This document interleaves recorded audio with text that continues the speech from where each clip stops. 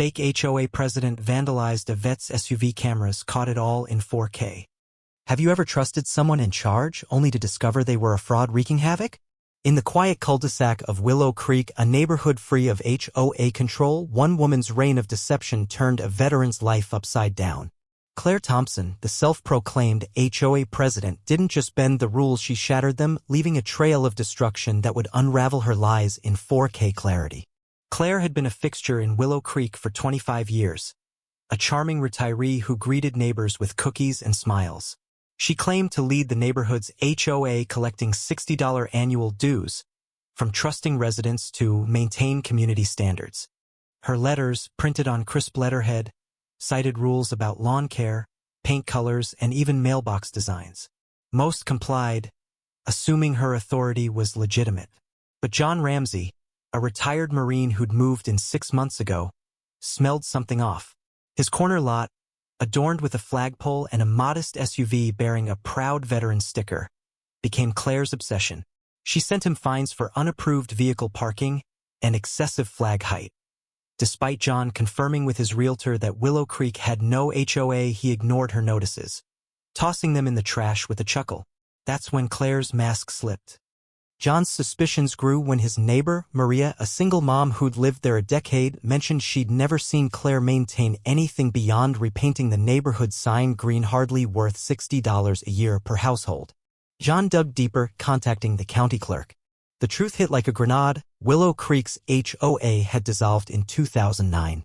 Claire had been pocketing dues for 15 years, running a fake operation from her dining room.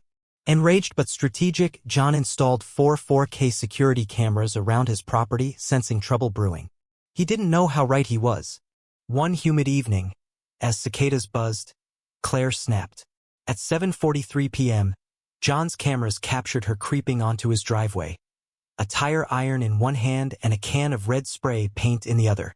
She slashed his SUV's tires with surgical precision, the hiss of air piercing the quiet. Red paint streaked across the hood, spelling "Pay Up" in dripping letters.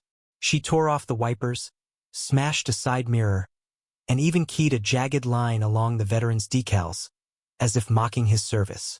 The footage was crystal clear, her face unmistakable under the glow of John's porch light. But here's the twist.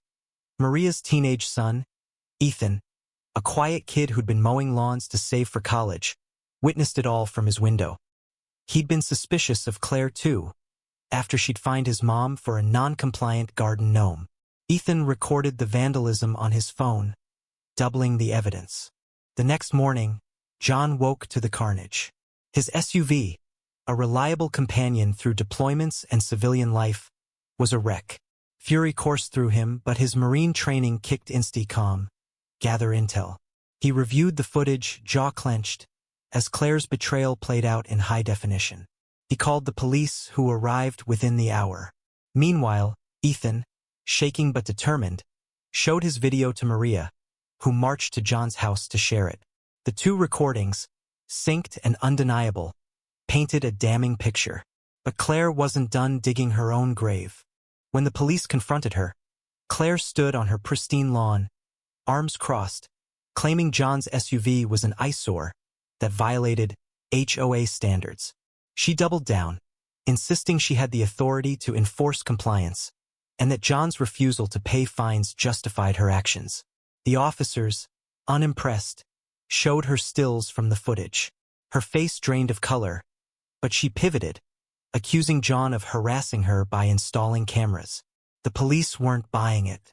They arrested her for vandalism, trespassing, and property damage, her wrists cuffed as neighbors peeked from their windows.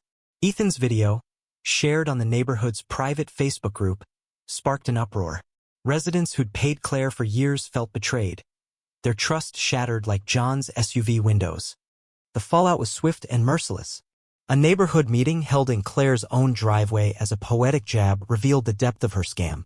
The county clerk confirmed the HOA's non-existence, and a lawyer hired by Maria uncovered Claire's financial records, showing she'd pocketed over $30,000 in dues over the years. Her husband, oblivious to her scheme, filed for divorce, unwilling to be tainted by her fraud. The IRS came knocking, auditing her for tax evasion on the unreported income. Claire's real estate license, her pride and joy, was revoked. Her house went up for sale, a short sale, no less, as she scrambled to cover legal fees. John sued for damages, winning a settlement that forced Claire to pay for his SUV repairs and legal costs. The judge, a veteran himself, didn't hold back, calling her actions a disgrace to community trust. Claire's empire of lies collapsed, her reputation in tatters. She moved away, her Mercedes SUV seized by authorities. Willow Creek, now free of her shadow, rallied around John.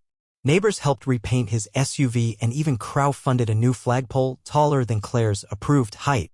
Ethan, inspired by the ordeal, started a community watch group, ensuring no one could exploit the neighborhood again. John, ever the Marine, didn't gloat. "Justice isn't about revenge," he said. "It's about protecting what's right." This story of betrayal and redemption reminds us, question authority, trust your instincts, and hold fast to the truth. Claire's downfall proves that lies, no matter how long they fester, can't withstand the light of evidence. What do you think? Did Claire get what she deserved, or should the neighborhood have shown her mercy? Share your thoughts below.